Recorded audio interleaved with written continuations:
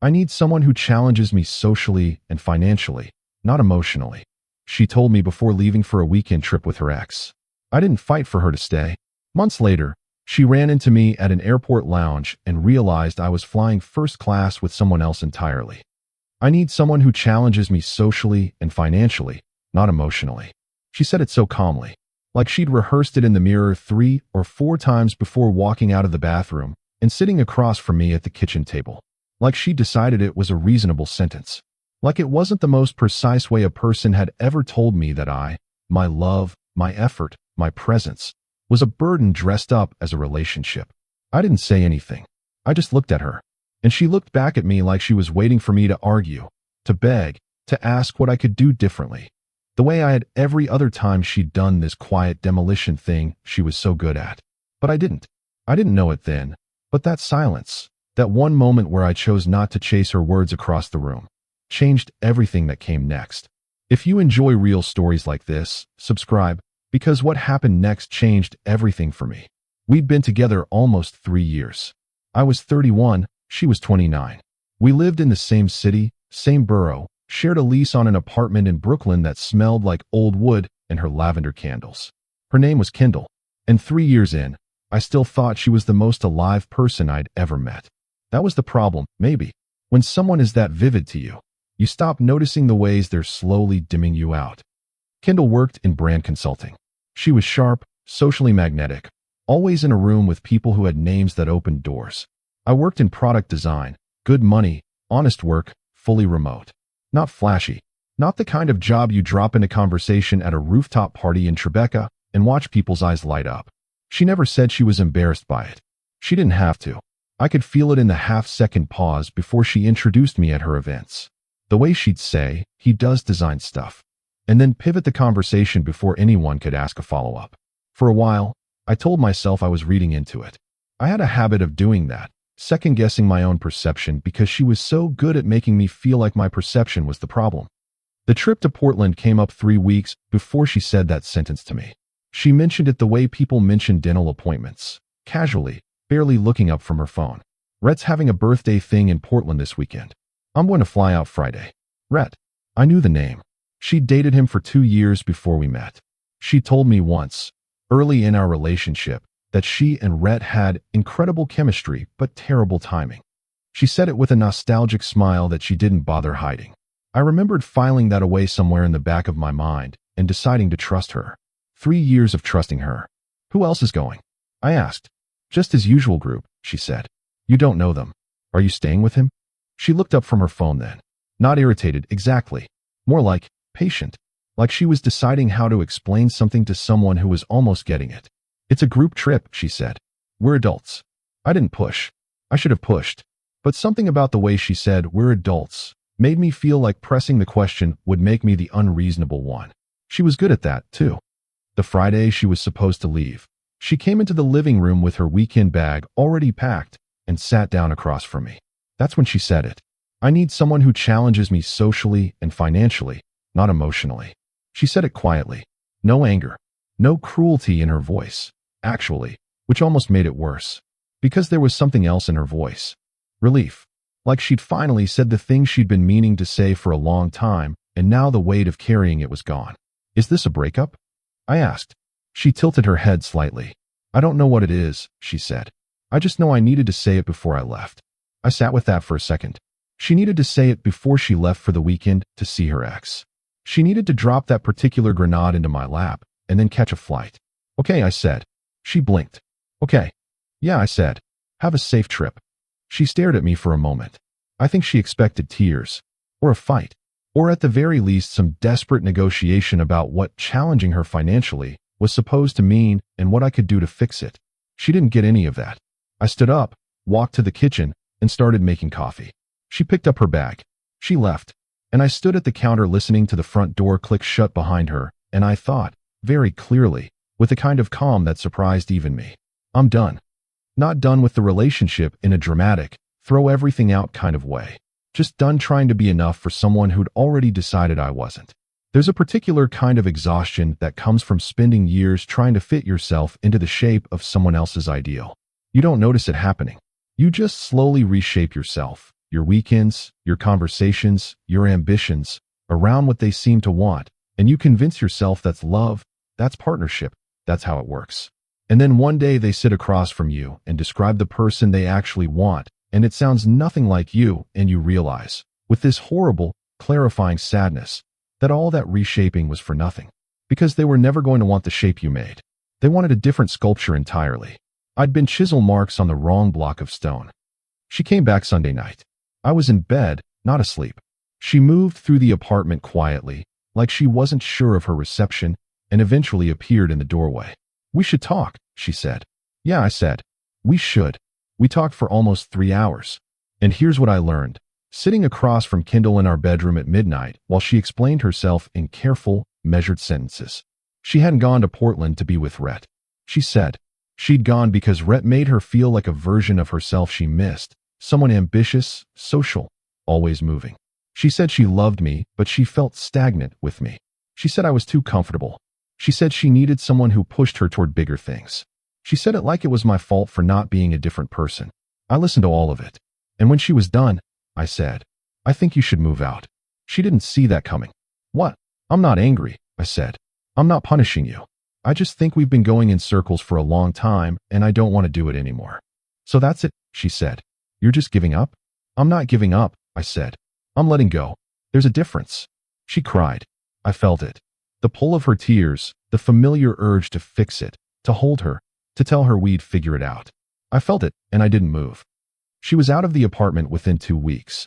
She took her lavender candles. The place smelled like old wood again. I stood in the living room the first night after she left, in the quiet that felt enormous and strange, and I thought, now what? The first month was bad. I won't pretend otherwise. I didn't spiral in dramatic ways. I didn't fall apart visibly. But there's a grief that's specific to the end of a long relationship.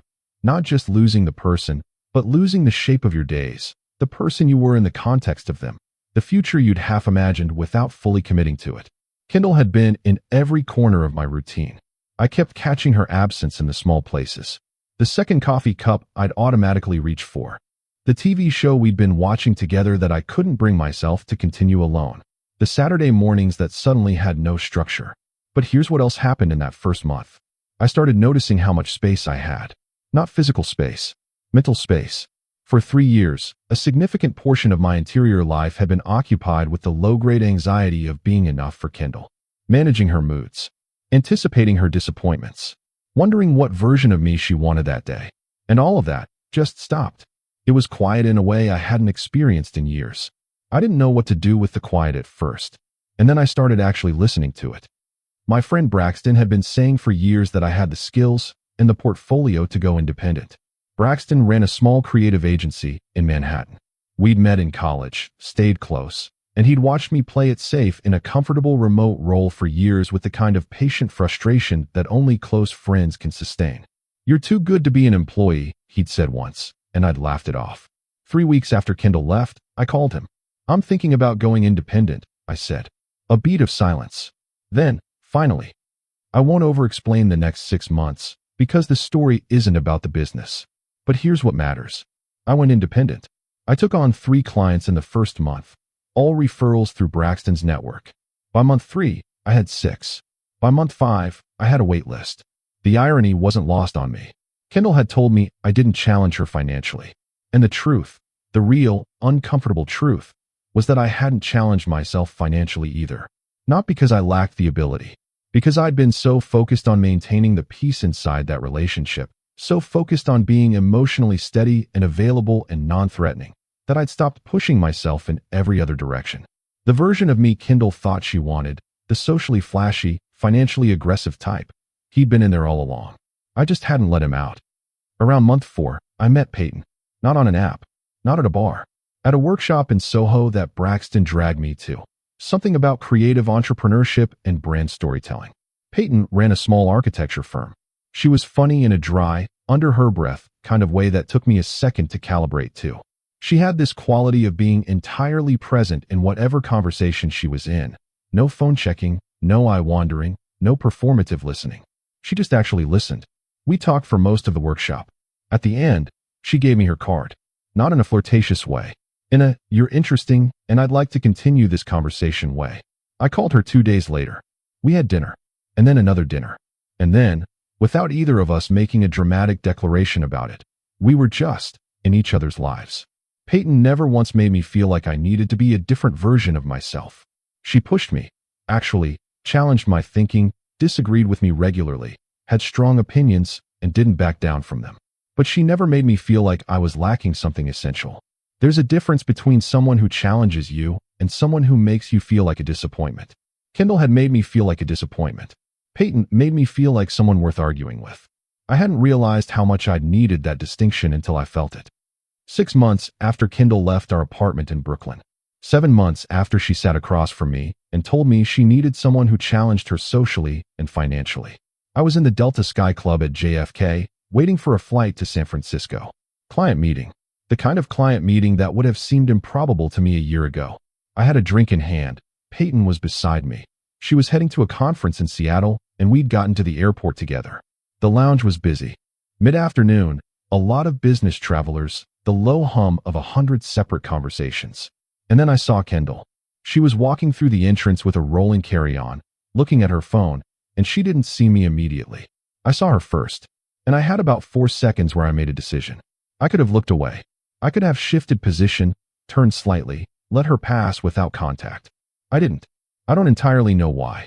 Maybe I was curious. Maybe some part of me wanted the scene, not out of spite, but out of the need to see, for real, in 3 dimensions, that I was okay. That I was more than okay. She looked up. Our eyes met, and I watched her face do 3 things in about 2 seconds. First, recognition. Second, a complicated sequence of emotions that moved through her expression too fast for me to catalog every one. Third, her eyes dropped, not to the floor, but to the lounge around me. The lounge. The drinks. Peyton, sitting close, laughing at something on her phone. My boarding pass on the table in front of me. Delta 1. I hadn't hidden it. Visible in a way that wasn't calculated but also wasn't concealed. Kendall walked over. Of course she did. "Hey," she said. "Hey," I said. She looked at Peyton. Peyton looked up, read the situation in about a half second the way sharp people do, and gave a small, easy smile. "I'm going to grab a refill," Peyton said, standing. She wasn't making herself scarce because she was uncomfortable. She was giving me room because she trusted me. That, in itself, felt like something. Kendall watched her go and then looked back at me. "You look good," she said. "Thanks," I said. "Are you?" She glanced at the table, at the boarding pass, at the whole scene. "How have you been?" "Really well," I said. And I meant it. She sat down in Peyton's chair without asking, which was very Kendall. "I've been thinking about you," she said. I waited. "I think I made a mistake," she said. There it was.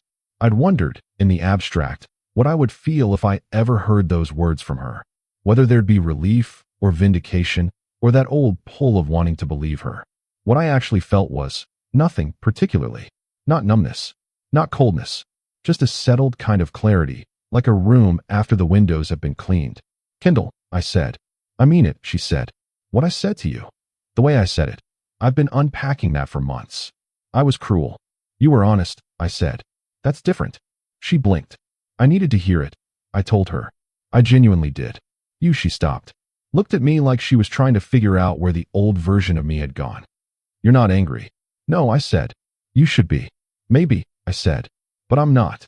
She looked down at the table, at the boarding pass. "First class," she said. Not an accusation. Almost quiet.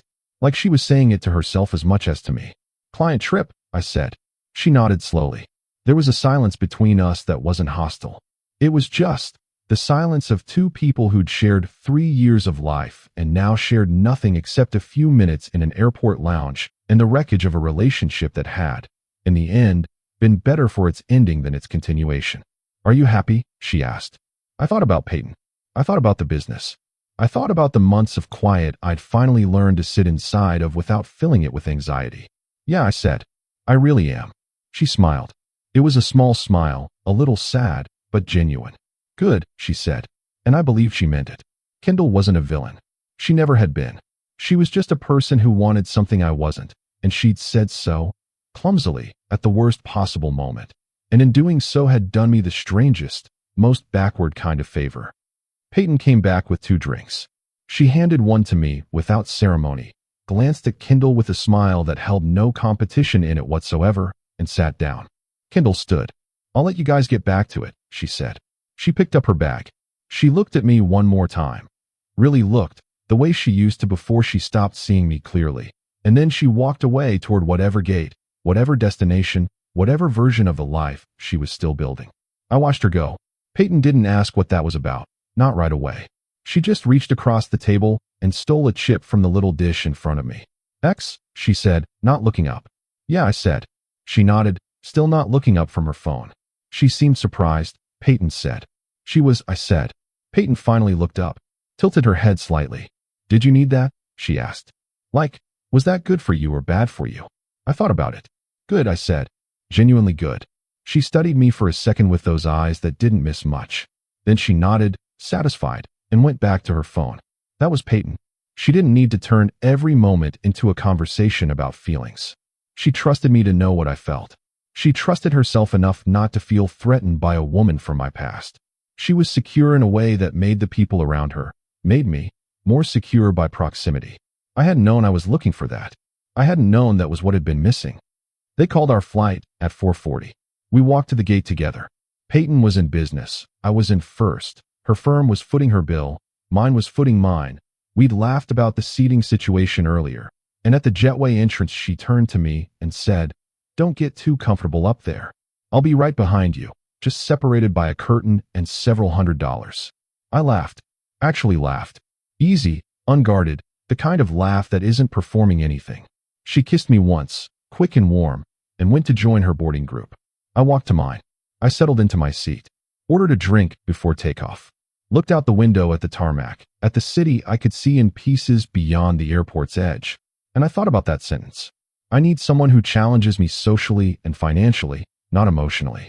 She'd meant it as a rejection. And she wasn't wrong. I wasn't what she needed. But here's what I understood now, at 32,000 feet, with a drink in my hand and a woman 2 cabins back who'd never once asked me to be anyone other than exactly who I was. She told me what she needed. And in doing so, without meaning to, without knowing it, she'd also told me what I needed.